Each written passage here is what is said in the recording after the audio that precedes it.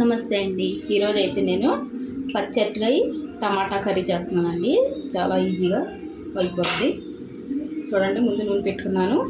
3 అరటికాయలకి ఒక 2 ఉల్లిపాయలండి, ఒక 4 పచ్చిమిరపకాయలండి వేసేసుకుందాం నూనెలోకి.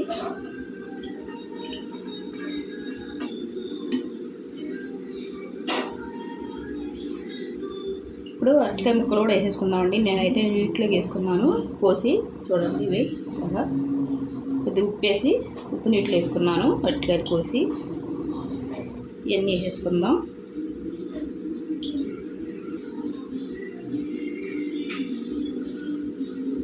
ఇప్పుడు ఇందులో మనం ఉప్పు వేసుకుందామండి, రుచికి తగినంత ఉప్పు. ఇప్పుడు ముందే వేసుకుంటే బాగా ఉడికిపోతాయి తొందరగా ముక్కలు. చూసుకొని వేసుకుందామండి. అలాగే కొద్దిగా పసుపు వేసుకుందామండి. సరే, కొద్దిగా పసుపు అయితే బాగా కలిపేసుకుందాం. కలిసేలాగా ఉప్పుని పసుపు ముక్కలు పట్టేలాగా కలుపుకుందాం. చాలా టేస్టీగా ఉంటుందండి కూర. ఒకసారి మీరు ట్రై చేయండి. సరే, ఉల్లిపాయలు ఎక్కువ వేసుకుంటే మనకి కలుపుకోవడానికి ఉడుకుంటుందండి. ఇవి బాగా కలిపి మూత పెట్టి మగ్గించుకుందాం. చూడండి, ఉల్లిపాయలని పచ్చడికాయ బాగా మగ్గినాయండి. మనం ఇందులోకి కారం వేసుకుందాం. తగినంత వేసుకోవాలండి, ఎక్కువ వేసుకోకూడదు. కొద్దిగా వేగాలండి. కారం పచ్చివాసన పోవాలండి. ముందు కొద్దిగా వేసుకుందాం మనం. సరిపోద్ది కారం. మనం పచ్చిమిరపకాయలు వేసుకున్నాం కదండి, అలాంటి దీనికి సరిపోద్ది. మరి ఎక్కువ కారం వేసుకున్నా టేస్ట్ ఉండదండి కూరగాయల్లోకి. సరిపడా ఉండాలి. ఒకసారి ఇలా కలుపుకుంటే ముందే అయిపోద్దండి కారం. పచ్చివాసన ఉన్నది పోద్ది ఇలాగా.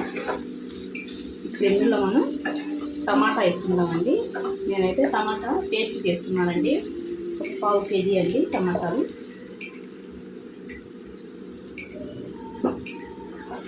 కొద్దిగా మగ్గాలండి టమాటాలు అయితే. మూత పెట్టి వండుకుందాం. చూడండి, టమాటాలు బాగా మగ్గిపోయాయండి. ఇప్పుడు ఇంట్లో మనం నీళ్ళు వేసుకుందాం. ముక్కలు ఉడికేలాగా వేసుకుందామండి. 1 గ్లాసు బాగా కలుపుకొని ఉప్పు చూసుకొని మనం మూత పెట్టి వండుకుందామండి.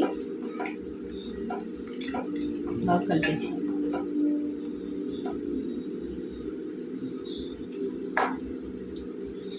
అలాగే ఉప్పు కొద్దిగా తగ్గిందండి, కొద్దిగా వేసుకొని మూత పెట్టి వండుకుందాం. చూడండి, దగ్గర పడింది కూర. కొద్దిగా దగ్గర పడితే అయిపోద్దండి.